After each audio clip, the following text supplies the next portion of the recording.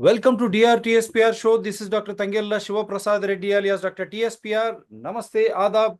Hello and a warm welcome to Balram K. Gupta ji, former Director, Indian Judicial Academy and a senior advocate from Chandigarh National Academy. Is it right, sir?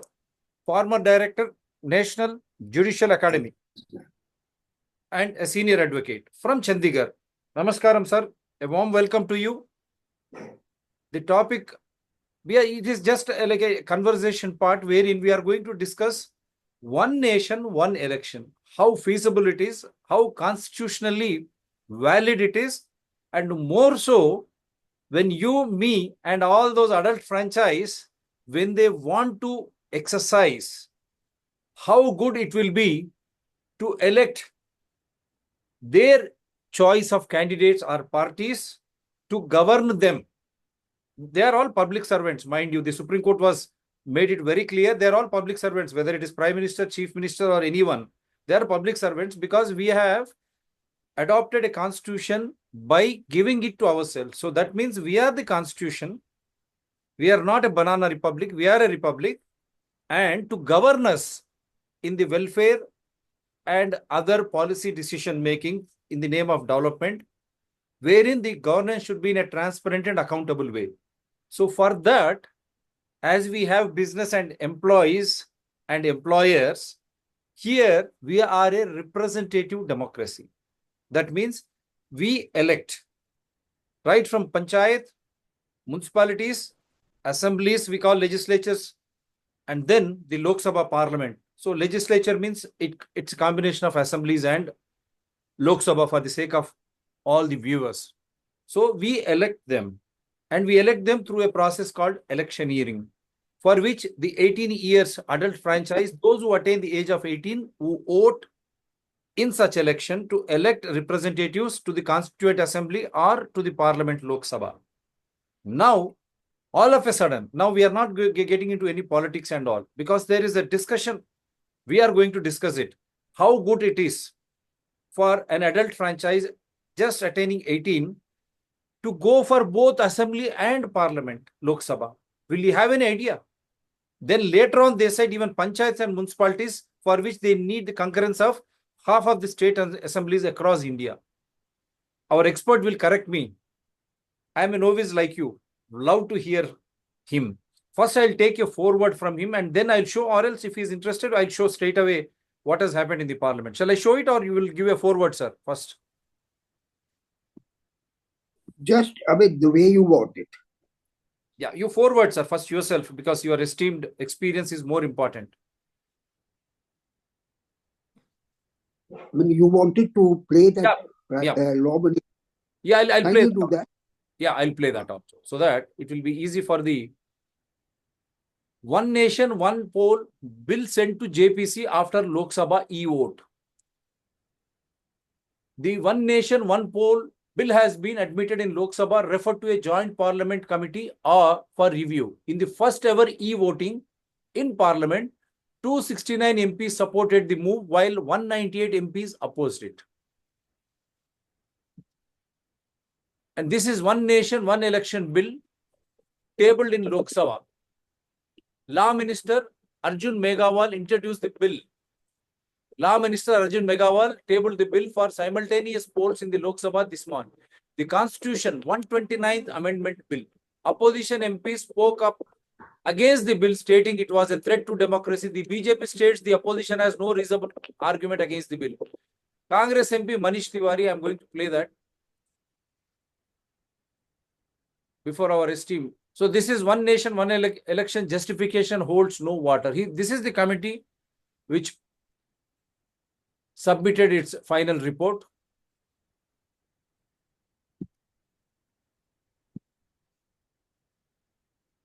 One 29th Amendment Bill 2024 and the Union Territories Laws Amendment Bill 2024. Beyond the 7th schedule of the Constitution is the basic structure doctrine. And that spells out that there are certain features of the Indian Constitution which are beyond the amending power of this House also. One of the essential features is federalism and the structure of our democracy. And therefore, the bills which have been moved by the Honorable Minister of Law and Justice absolutely assault the basic structure of the Constitution and are beyond the legislative competence of this House. How is it possible that the tenures of the state legislatures can be made subject to the tenure of the national legislature? That is completely an antithesis of the constitutional scheme. Article 1 of the Constitution states that India is a union of states and not vice versa. And so therefore, this excessive centralism, which is sought to be brought into existence by this bill, absolutely militates against the constitutional scheme in its essence, in its entirety, and in its very object. Because of the basic structure doctrine enunciated by the Supreme Court in the Kesavanand Bharti case is beyond the legislative competence of this House, and therefore this bill needs to be withdrawn immediately. Yeah, now we'll go back to our honorable guest. Yes, sir. Good. Let me begin by saying, one nation, one election seems to be a good recipe on the face of it. But when we dissect this particular concept, there are many aspects of the same which need to be carefully considered as such. It is for some good time that a dialogue and a debate has been going on. Even it was referred to a committee which gave its due consideration, and after the report of the committee, it was brought before the Parliament. It was introduced on the 17th of December. Some debate has taken place. One good thing that has happened, that it has been referred to the Joint Parliamentary Committee. In fact, this aspect of referring legislations, constitutional amendments to the Joint Parliamentary Committees is a tradition which lately had not been being followed. And therefore, in this particular background, it would be given a due consideration, and thereafter the matter would come before the Parliament as such. Why it has been referred to the Joint Parliamentary Committee? The reason for the same is that it involves questions which are of paramount importance. Questions of practicability of carrying this particular concept of one nation, one election as such. And therefore, the future of this particular aspect needs to be given a serious consideration. And therefore, in this particular dialogue that we are going to have, or the interaction that we're going to have, I'm open to the questions that you would raise, and I would respond to that. Over to you. Yeah, the wonderful point you have. Of late, there are nothing like even Adani issue. They don't want to refer it to Joint Parliamentary Committee. Fortunately, this is the major one which has been referred. But unfortunately, without any discussion, because any such bill which involves the adult franchise, the citizen who attains 18 years, and he should be involved in this process. So I thought a discussion on the floor of the Parliament, or right from Panchayat to the Parliament, would have allowed people to understand what is the necessity without involving the electorate. We say purity of electoral rolls is the adult franchise. Without involving the electorate, and who are the bosses here? Because do you think this reference just by ex-former president and referring it, bringing it on, will have any effect on the democracy, representative democracy? Let me put it this way. It's a healthy thing which has been done that it has been referred to JPC. Number one.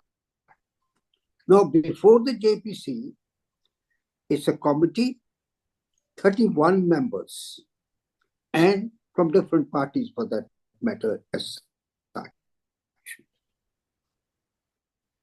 But more important is, the experts are called by the JPC to give evidence before the committee as such. I hope they would follow that particular process which used to be done.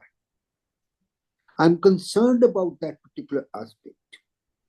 And even otherwise, a public debate would now continue for good some time as the matter would be before the JPC. And I'm sure the JPC would take into consideration what is the opinion from different stakeholders involved, particularly the franchise, as you say, people who are involved in the entire process.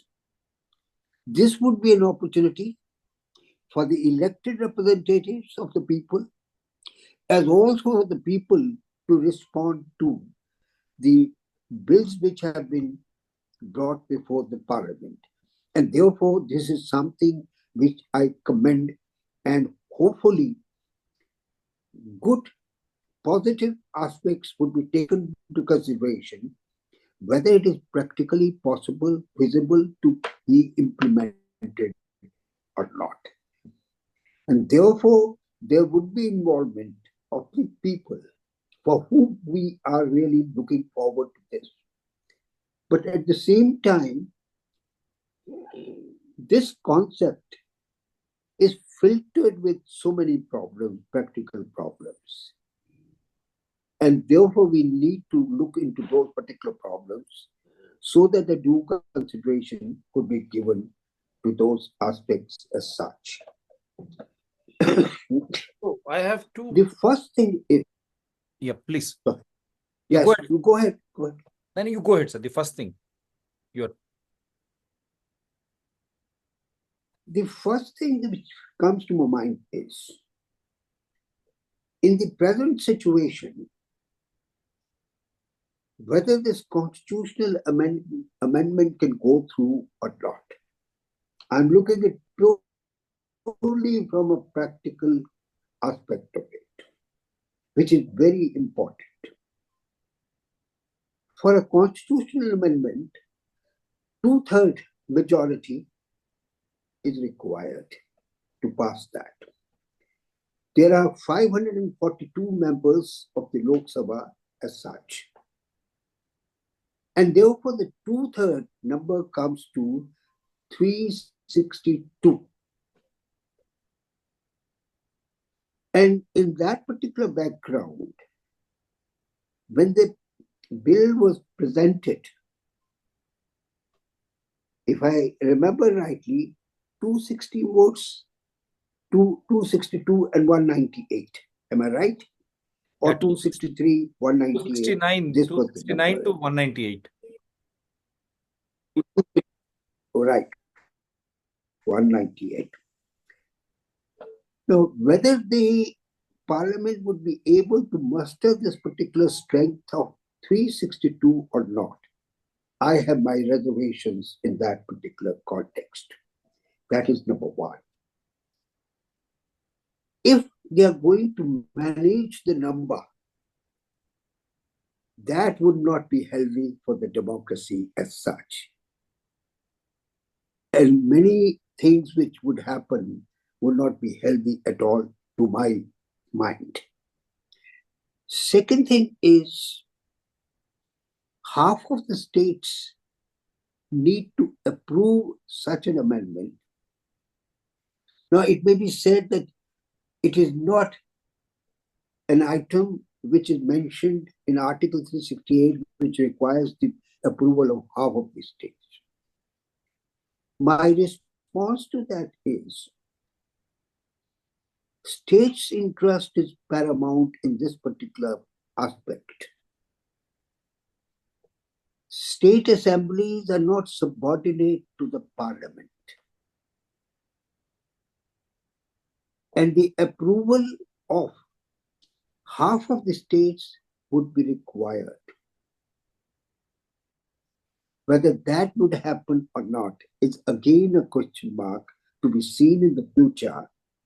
And consequently, in that background, that would be another hurdle, constitutional hurdle, to pass and cross that particular aspect of the matter. I personally feel that this would be a difficult situation. The second question that I would like to look at is, will it impact the federal structure of the Constitution or not? We have a cooperative federal system. It's not a rigid federal aspect as such. We have the union of states. That's very important. One nation, one election. It seems that it would centralize the entire process for that matter. We are not a two-party system where a majority party and the other party in opposition. Like in the US, the Democrats and the Republicans. Yeah. We are a multitude of parties.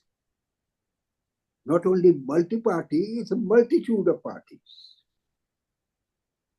And in that process, there are local parties, there are regional parties, there are local issues, there are regional issues. Now, if one election takes place, the national issues would be paramount and the local regional issues would go in underground for that matter, which again is not healthy for the democracy, which is not in consonance with the union of states as such. It would be the central which would be dominating in the entire election process of the country. And therefore, it is bound to affect the federal structure. We give an example, one nation, one tax, GST. I'm sure you would appreciate that. Yes. You know, that again is impacting the federal structure of the country. Yes, one tax, it simplifies the things. But when you have to distribute the financial component to the different states, which is the political party in a particular state? Is it the central party or not?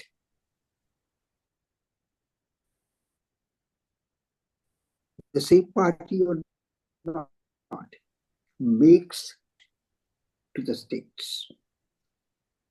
In the process, the balance is not there. The federal structure based upon the financial component is totally disturbed. I'm sure you would agree with me that in the last budget, this situation. Yeah, now they are going to amend, but even that also not clear. Absolutely not. And therefore, the story would be repeated even when one nation, one election as such. It's not a question of one particular party. Today, one party is in power. Next time, it may be another party. But we know the political culture. The political culture is the same, the parties behave in the same way. And which again is not a healthy democracy for that matter. So I personally feel this would impact the federal structure seriously. And impacting the federal structure on the economic front, on the political front, preamble envisages justice, social, economic, and political. This would be away from the political justice in the entire nation when we talk about. We are 28 states and 8 union territories. And therefore, that particular process, once if the federal structure is impacted, it brings in the basic structure aspect also. It would be violative of the basic structure of the Constitution. And these hurdles are bound to emerge. That is why I began by saying, good it has been referred to the JPC, and hopefully, wishfully, I think they would go into these particular aspects. And maybe certain amendments are brought in that particular context, the safeguards as such. But in the political scenario, would this happen or not, is a question mark for that matter. Whatever issue that you have in mind, you can pose it to me now. You have wonderfully explained. GST is a failing aspect. One tax, one nation. It is horribly going on because in southern India, we contribute more taxes. And the devolution, when it happens per capita. We are getting very less already. And when in such a scenario, UP like states, with due respect to everyone, because we respect federal unions of states, when you contribute the tax structure, I'm giving an example to strengthen the argument you raised. When we are contributing more towards taxes, direct or indirect, GST or income tax, and also I will add, being a Hindu, temple tax also. We pay more of temple tax because even temples are under government clutches. So that discrimination is happening. When southern India is contributing more, in return we are getting very less, because when you are these disparities are the ones which are going to affect a lot. These disparities, when it comes to one tax, one nation, GST, I may be using different products in southern India. You may be using something else.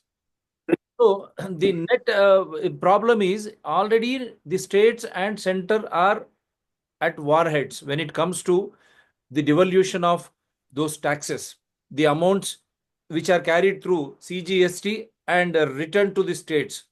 Now, in this scenario, when you have a political structure wherein the ground level, as you said, the basic issues, the panchayat issues, the municipal issues, or at the assembly issues, when they take a back seat, only the national agenda, as we have seen with the corporates, how they want to control the political parties, like in US. They want to remove this mixed economy, make it a capitalist economy, so that they can fund through electoral bonds. You have seen the electoral bonds expose the vicious nexus of the political parties and the corporates. In such a scenario, don't you think the smaller voices who want to contest the election, already it has become very, very costlier? And the smaller independents, smaller political parties, unrecognized political parties, can they contest and compete with such a huge election? Don't you think already the communist parties are they are already gone out of the spectrum of Indian politics? Yep. Let me now respond to this aspect. See, it's a vital issue. When there is a national election taking place, both for the national parliament and the state legislatures, This is going to be a big challenge. The campaign, after all, in the same state or the states as such, the members of Lok Sabha are being elected and at the same time of the state assemblies also. Now the issues are different for the state and for the national parliament. Consequently, you are absolutely right. When you raise this issue, the smaller parties and the regional issues would completely go in the background totally. Only the national issues, which would impact the states also. Let me say one thing. What is being said in favor of one election, one nation, one election, that the first three elections, 1952, 1957, 1962, 67, four elections. They were at the national level, both in the states and the east. Why not to continue with that? That's the main argument which they are putting it. My answer to that is, if they are wanting to continue with the same process, why they are thinking of amending the constitution, bringing in different amendments? My question is that. Wonderful. Because the situation at that time was different altogether. Yeah. There was one party which was the party in power, and that was possible. The scene is totally different today.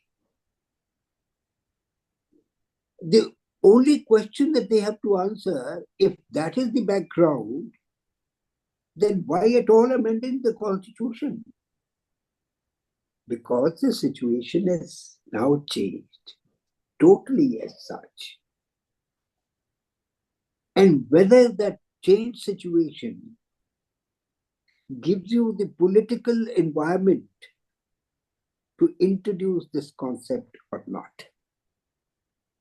My answer is no. It doesn't give you that particular. These changes which or the amendments in the constitution, you would see as the time would come, actual implementation would be a difficult situation. You know, in a political context, I give you one example. The change which is contemplated is that the election commission can postpone the election of a particular state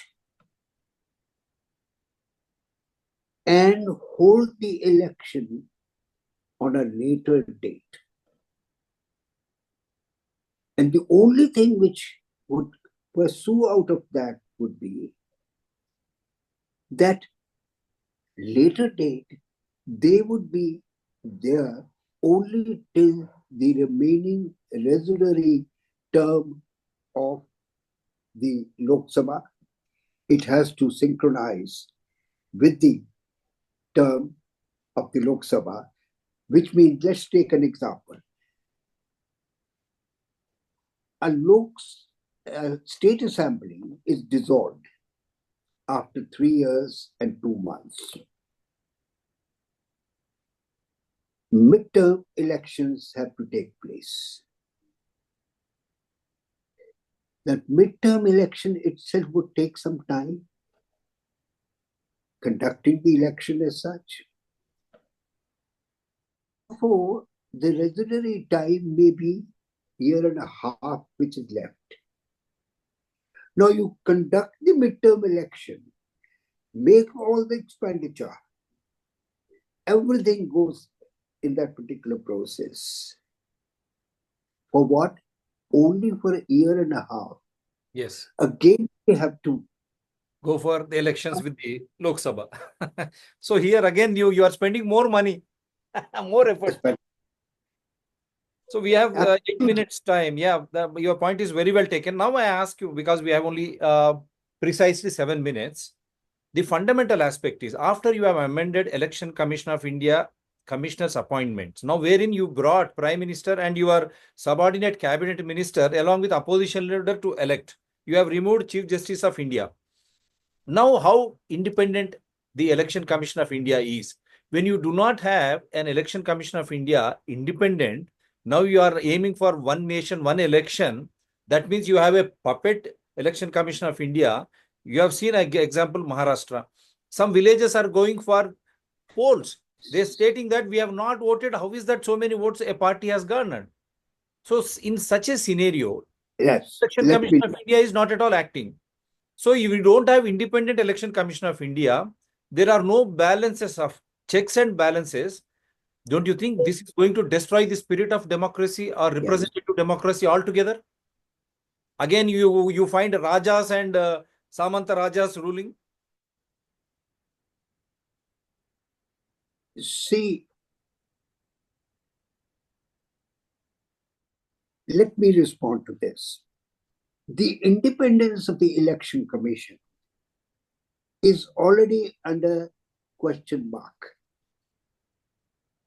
And with this now change in the process of appointment of the election commissioner, pointing out that the Chief Justice of India has been excluded and a minister has been included in that particular process.